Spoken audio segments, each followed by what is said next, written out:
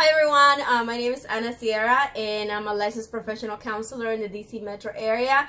I have with me here Evelyn Jimenez. She's also a licensed professional counselor in the DC area, and we wanted to create this video to talk about a very important issue in our community, and really, like many communities suffer from this issue. It doesn't discriminate against race, gender, or socioeconomic status, but I think it is an issue that in our community specifically we don't talk about as much as in many other communities. So we want to make sure that we bring this out, and we're going to be talking about child sexual abuse. Evelyn has worked a lot with children, and I want to ask you, Evelyn, what is child sexual assault? Sexual assault is when an adult abuses a child. It's usually sexual misconduct that's done with a minor. Yeah, so there's an appropriate contact between an adult and a child. And can you give us some, what in your experience, what have you seen are some of the physical signs of children?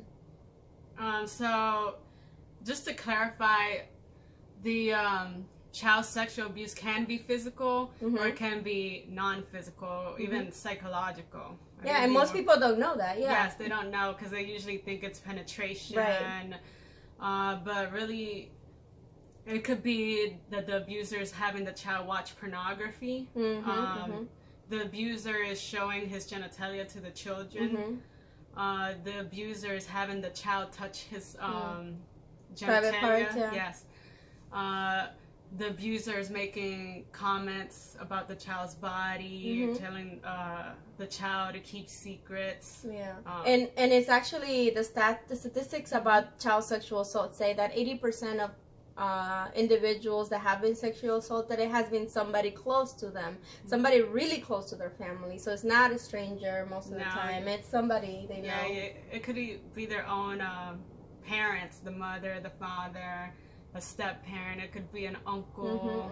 It's someone usually close to the child that the child teacher, trusted, a pastor, anything. Or the parents trusted. Yes.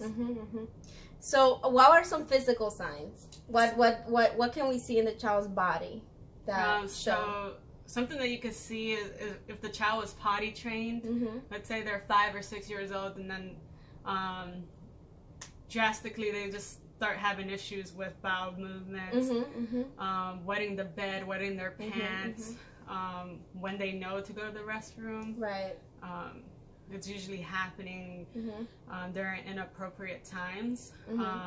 The child may be very sensitive to touches. There could also be some marks. If there's marks on the child near their genitalia, then you could see that. And I think in adolescence, what I've seen as well is that, pregnancy is very possible in adolescence. And, when a child becomes pregnant, we don't assume that. We want to make sure where that came from. Where the pregnancy came from. Or they, some adolescents run away. Exactly. Because they're trying to get away from their abuser.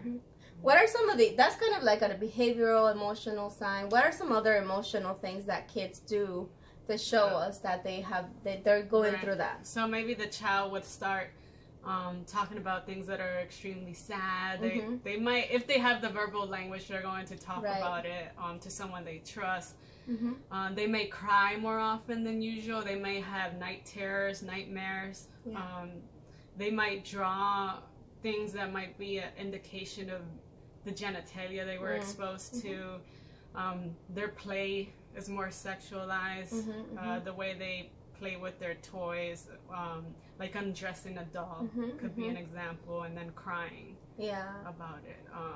Sometimes small children who have been abused may not want to get undressed, even if it's in front of their parents, or they have a hard time taking a bath when they used to enjoy taking a bath. Exactly. Yeah, I mean, adolescents, so I've also seen other things like what you mentioned, running away.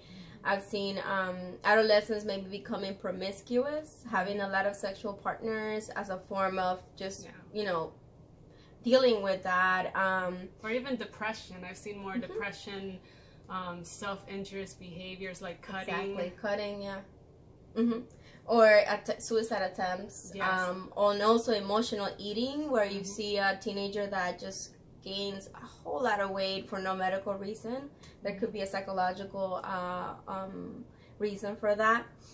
So how can we help? What do we do? Well, first of all, we want to make sure that this child is safe. We want to provide a safe space, gain their trust, let them know that we're going to protect them. Exactly. Of course, before you get to the place of reporting, just find out where they are. How can we keep them safe, like I said before. Exactly. But, so maybe finding a safety plan in the middle, like figuring out, okay, so where can the child be safe until I find out more, if I'm the adult finding out something about it. And if this is a really serious claim that the child's making, how serious is that, and how do I investigate this? Yes. Unfortunately, because we are mandated reporter, and you know about this, as mandated reporters, we have to report right away. It's not our job to investigate. Teachers, lawyers, anyone in the healthcare, anyone who works with children has to make a report. But you need to have the information for CPS to investigate further. Exactly. And the goal is to strengthen families and to keep the child safe beyond what maybe the family may be understanding about what child sexual abuse is. So like we want to make sure that the child's rights are protected. That's why reporting is a mandated task for us if we hear or know that a child being sexually abused. Yeah, and we'll talk more about that in another video about what CPS does and like what the Department of Child Welfare does. So stay tuned, and thank you for coming, and we're gonna be talking more about that. Yes. Yes. Have a good one, and subscribe if you want to know more, if you want to keep in touch and have more conversations with us about mental health issues in the DC metro area.